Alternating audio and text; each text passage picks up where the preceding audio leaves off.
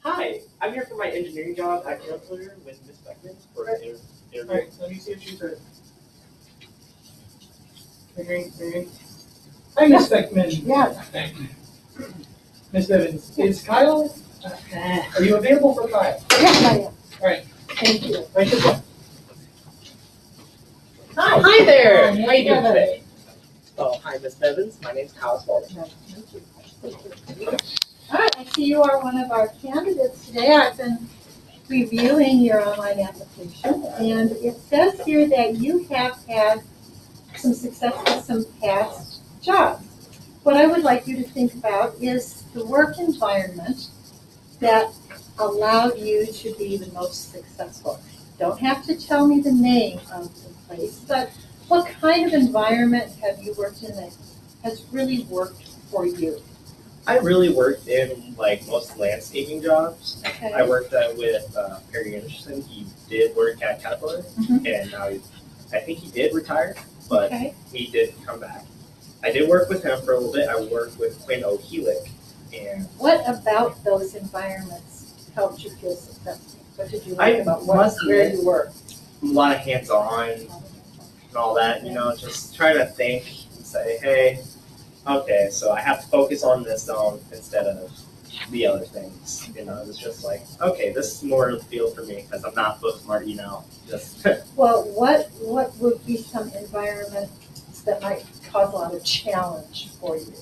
a lot of challenge would be like if a machine fell down or something.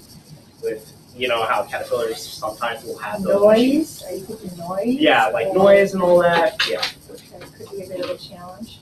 Yes. Okay, good to know. I see here that you are interested in the mechatronical engineering part of things. Yes, ma'am. How did you get interested in mechatronics? It's kind of a new field. Well, I kind of thought of it because back in Applied Tech Lab, I messed with the robots and all, and it Okay. was very fun. And then we also did the CNC lathe, the computer pneumatic control lathe. So what class are we talking about? Applied Tech Manufacturing, I took both of those classes. School? Yes. I did. Okay.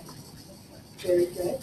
Well, in mechatronics, we've got kind of two sides to the whole thing. And one of them is an interest in writing the control algorithms, that's the computer end of it. The other end is the production systems. So can you tell me, do you have any experience with Java programming? Yes, I have. Talk about that a little bit. I worked with Java code along with Turtle code. Those are pretty easy, just trying to find the input and all. Mhm. But sometimes it will take some time, but most people don't know the time is there. So it's hard for me to speed through it. Okay.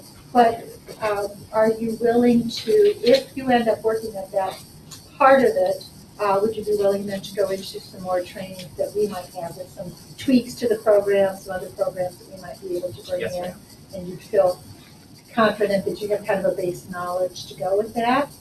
Okay, the other part of that job, the other end of the spectrum, is kind of more the shop side, where we would be working with robotics more.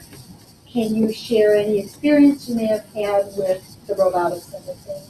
I usually just mess with robotics and all. One time I had this little robotic arm, and we all constructed it. I made sure all the parts were right and all. If it went, I feel like it's come on, but sorry. I must admit that it is fun. Just mess with different things, find diagnostics of how to fix them. Did you do anything in this applied tech lab that you referred to earlier that had to do with robotics? Yes, I have. I've worked with the CNC lathe along with the drill press. Well, drill press isn't really much robotics. Right. I've worked in the robotics field where we made a little machine that was meant to lift up tennis balls and all. Okay, so we've done the construction and the things Yes. and then operating to see Yep. if your efforts actually did what it was you set out to do. Okay, this is a job that, particularly in the shop end of things, you have to pay a lot of attention to detail. Because part of that is going to be diagnostic. Can you give me an example of something that you have done, an experience where you really had to pay close attention to to detail to Um, get successful? Yeah, I have also dealt with a blade that almost broke down on us. Mhm. It kind of choked a little bit, and then we had to stop it. And I had to run through and say, did it jam on the spindle or did it get caught? So I went through that and checked it. Our instructor came over Mhm. and made sure everything was okay. And I pointed out where it was wrong, and he said, okay, we'll make sure to take care of that and show you how to do it. Okay, because would you be more interested in the algorithm side, building the software, or out in the shop with the actual robotics? I'd be more out in the shop. Out in the shop. Well, then part of our attention to detail when we diagnose things is we want you to be able to listen to what's going on, see what's going on. Some of it's just blind to you because of the way the machines are built. So you would have to use your hands. Does this feel right from what I'm imagining in my head that I know it should feel like? So it's kind of that match step. How would you feel about using all those different senses to get to a good diagnosis of a problem? I feel very comfortable using them because, it's all worth thinking what will happen if you mess up. So you can imagine a little Yes. bit, that would work. Have to be able to imagine what it is you see. Yes. How much dead weight can you lift?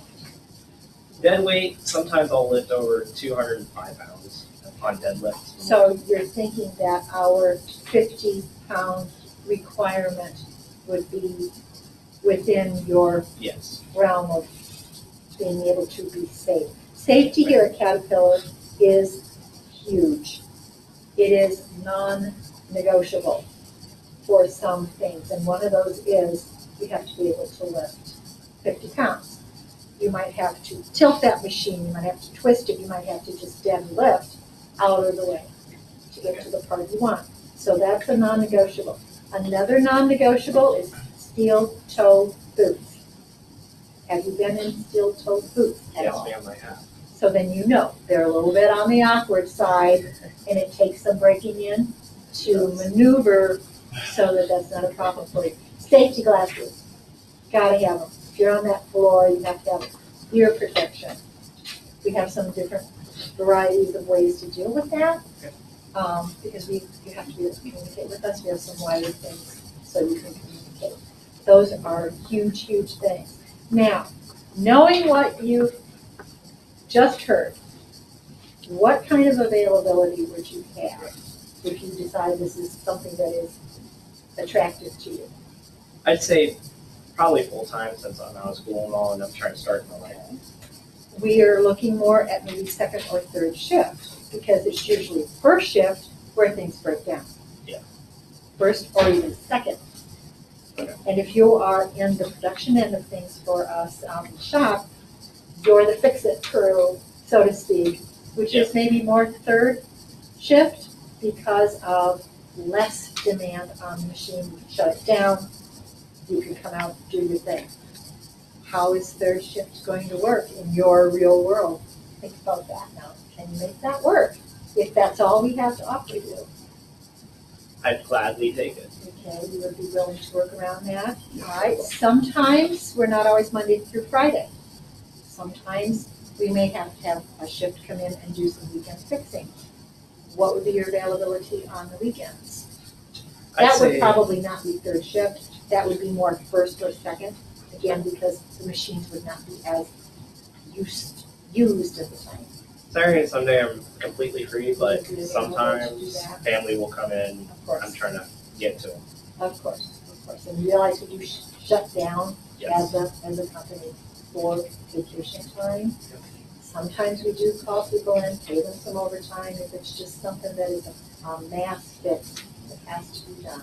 So again, I'm throwing you lots of ping pong balls, but there's ping pong balls in the air all the time here, and flexibility for us is just a must. Okay? Okay. Would you be willing to take safety medical training because accidents do happen, and you would be up for taking a first aid course? Do you have a first aid or CPR certificate right now? I have to go renew my new CPR certification, but Yes, I would be certified. Have gone through that? Yes. All right. Well, that is something the company will pay for you. Okay, we're going to interview a few people, and we do callbacks. Okay. And you talk to people out on the floor who are in more of a supervisory position. I can't go into the details of all of this. That's not my thing. But you would need to sit down and make more of a group interview, probably 2 or 3 people, where they would want to know, do you know about the machines and you know, can you put your money, so to speak, where your mouth is, and with your knowledge, those kind of things. Okay? Absolutely. What kind of questions would you have for me today? What is like the wear for the whole like uniform? Well, you would be kind of more in the shop, if that's what I'm hearing you say. What we would like you to have is kind of a casual business look. We do have Caterpillar, like those little button-down polos that would be available for you if you'd like to do that. Some nice jeans. You must have those steel-toed boots. That's required. Oh, and I forgot to tell you, no jewelry. Absolutely no jewelry, particularly when you're out in the shop. We've lost fingers because people did not take those wedding rings off or any ring, and then June is gone in the machine. So no jewelry, non-negotiable. So, but if you don't wish to use the Caterpillar shirt, that's fine. But a nice business dress shirt so that you look like you are a part of that staff as opposed to one of our line workers, so you can be easily located when supervision needs you for something. Okay? Okay? Yeah, that Anything sounds. else? No, that sounds. All right. Is this a good number on your, good phone number here in the application? Yes, ma'am. So I'll be able to get that to you Yes, ma'am. and to schedule a second interview. Sounds good. All right, thank you for coming in today. Thank you very much. Oh, hallelujah for Google. Did anybody see me wipe my hand down my leg? Mechatronical engineer. I was giggling at